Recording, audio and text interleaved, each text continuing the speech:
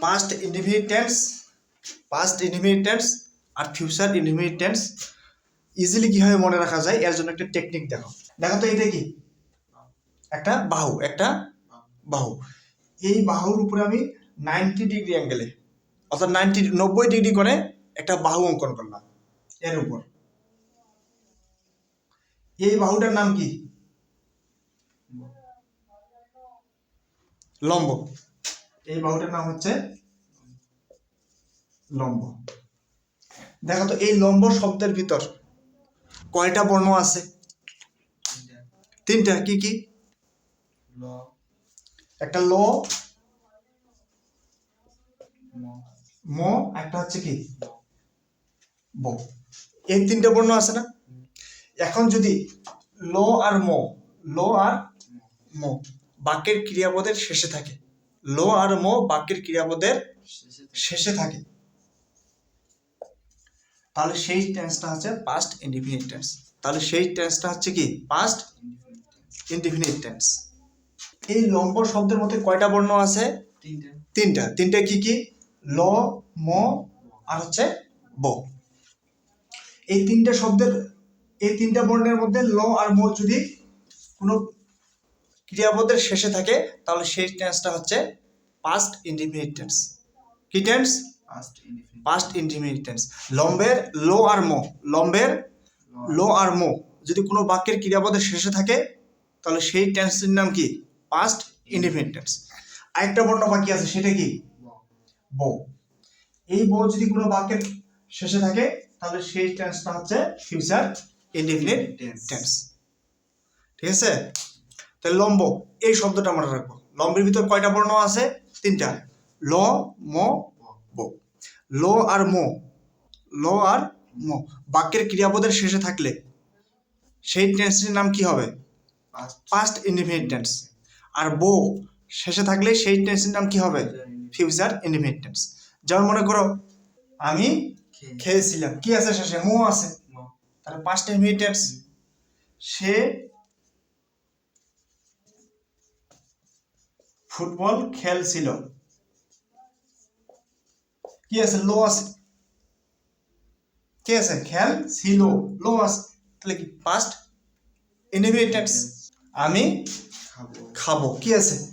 ব আছে, ভবিষ্যৎ বুঝায় নেই, সেটা হচ্ছে ফিউচার ইনডিফিনিট টেন্স।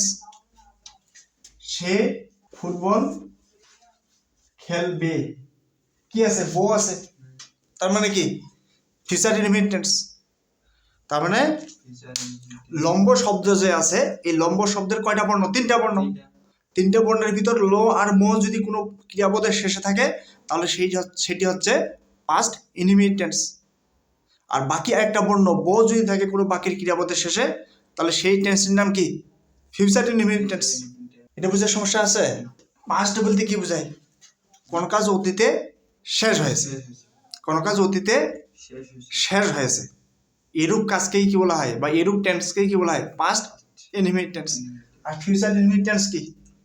ভবিষ্যতে কোনো কাজ হবে, ভবিষ্যতে কোনো কাজ হবে, সেই টেন্সের নাম হচ্ছে কি ফিউচার ইনডিফিনিট টেন্স।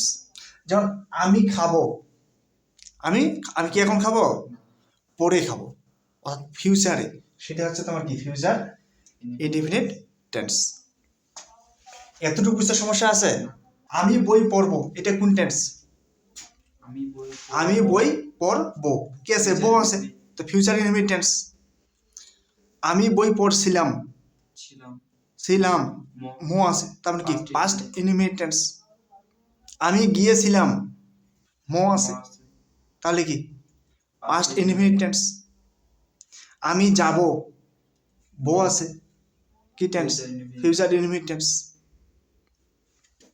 সমস্যা আছে? সাবজেক্ট ভার্বের পাস্ট ফর্ম প্লাস কি এক্সটেনশন। আর এটার ক্ষেত্রে গঠন প্রণালী হচ্ছে subject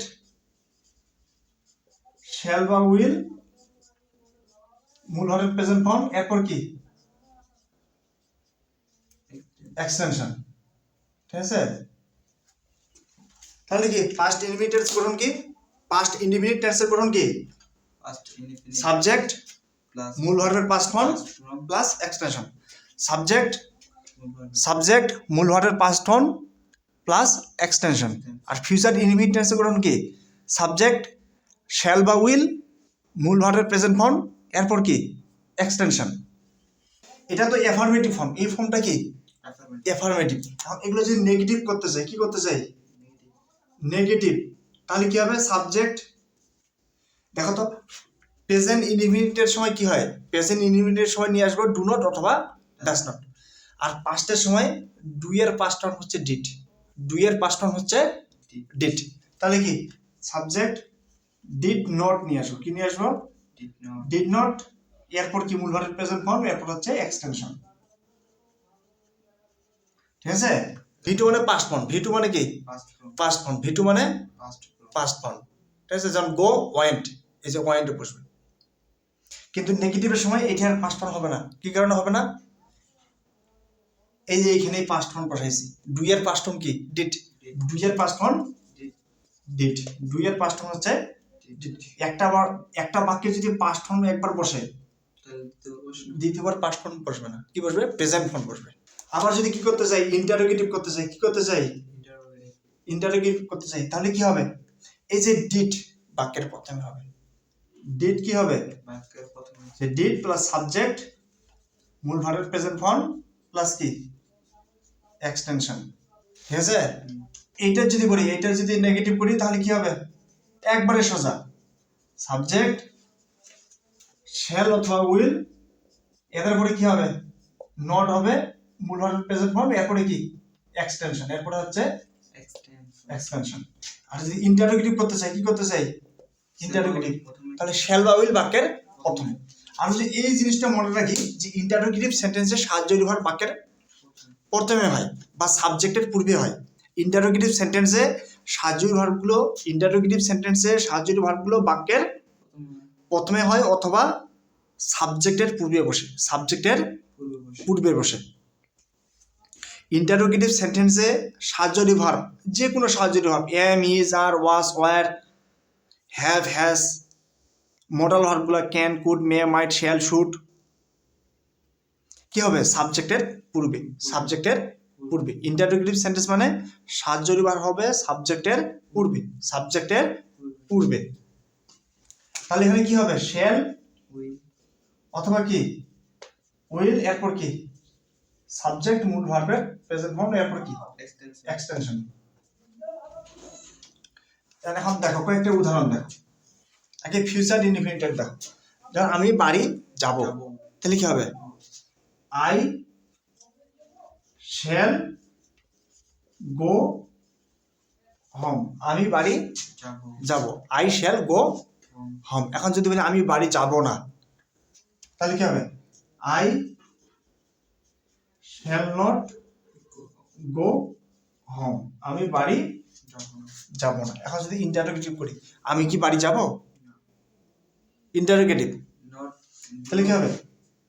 shall I go home, আমি কি বাড়ি যাব? শ্যাল আই গো হোম, সে কাজটি করবে। তাহলে কি হবে? He will do the work, he will do the work, সে কাজটি করবে, সে কাজটি করবে, he will do the work. এখন যদি বলি সে কাজটি করবে না, তাহলে কি হবে? He will not do the work, he will not do the work. এখন যদি বলি সে কি কাজটি করবে, সে কি কাজটি করবে, প্রশ্ন মতো, সে কি কাজটি করবে, তাহলে কি হবে? Will he do the work. ঠিক আছে? সে কি কাজটি করবে? Will he do the work. সে যাবে, সে যাবে, তাহলে কি হবে? হি উইল গো, সে যাবে। এখন যদি বলি সে যাবে না, তাহলে কি হবে? হি উইল নট গো, সে যাবে না। এখন যদি বলি সে যাবে না, তাহলে কি? He will not go, he will not go. এখন যদি বলি প্রশ্ন করি সে কি যাবে, সে কি যাবে যাবে, তাহলে কি হবে? উইল হি গো। ঠিক আছে, এবার পাস্ট ইনডিফিনিট টেন্স দেখো। পাস্ট ইনডিফিনিট টেন্সের গঠন কি? সাবজেক্ট মূল ভার্বের পাস্ট ফর্ম, সাবজেক্ট মূল ভার্বের পাস্ট ফর্ম, সাবজেক্ট মূল ভার্বের পাস্ট ফর্ম, এরপরে কি এক্সটেনশন। ঠিক আছে, এখন দেখো, এখন আমি ভাত খেয়েছিলাম, কি আছে? মো আছে না? আমি ভাত খেয়েছিলাম, আমি গিয়েছিলাম, কি মো আছে না? এখন যদি বল, একটা উদাহরণ দেই সে দিয়ে, সে ফুটবল খেলছিল, সে গিয়েছিল। ঠিক আছে, সে ভাত খেয়েছিল, কি আছে? লো আছে, তার মানে হচ্ছে past indefinite tense. Past indefinite tense গঠন কি? সাবজেক্ট মূল ভার্বের পাস্ট ফর্ম। এখন যে কোনো একটা উদাহরণ নাও, মনে করো সে ফুটবল খেলছিল, সে ফুটবল খেলছিল, কি আছে? লো আছে না? তার মানে পাস্ট ইনডিফিনিট টেন্স কি হবে তাহলে? হি পাস্ট ফর্ম ভার্বের, ভার্ব কি? প্লে, প্লে থেকে কি? Played, he played football, he played football, say football খেলছিল। এটা হচ্ছে তোমার এফার্মেটিভ। এখন যদি নেগেটিভ করতে চাই তাহলে কি হবে? He did not play football, he did not play football. Interrogative যদি করতে চাই তাহলে কি হবে? Did he play football. খেয়েছিলাম, আমি ভাত খেয়েছিলাম, তাহলে কি হবে? আই এট রাইস, আমি ভাত খেয়েছিলাম। এটা যদি নেগেটিভ করতে চাই তাহলে কি হবে? I did not eat rice. Interrogative যদি করতে চাই তাহলে কি হবে? Did I eat rice, did I eat rice. এটা কি বোঝা গেছে? তারা বাজারে গিয়েছিল, তারা বাজারে গিয়েছিল, শেষে কি আছে? লো আছে, তার মানে এটা কোন টেন্স? Past indefinite tense. তাহলে কি হবে? দে ওয়েন্ট টু মার্কেট, তারা কোথায় গিয়েছিল? বাজারে গিয়েছিল। এটা যদি এখন নেগেটিভ করতে চাই তাহলে কি হবে? They did not go to market. Negative শুধু কি হবে? ডিড নট মূল ভার্বের প্রেজেন্ট ফর্ম, ডিড নট মূল ভার্বের প্রেজেন্ট ফর্ম। ইন্টারোগেটিভ যদি করতে চাই তাহলে কি হবে? ডিডটা বাক্যের প্রথমে হবে, তাহলে কি হবে? Did they go to market, did they go to market.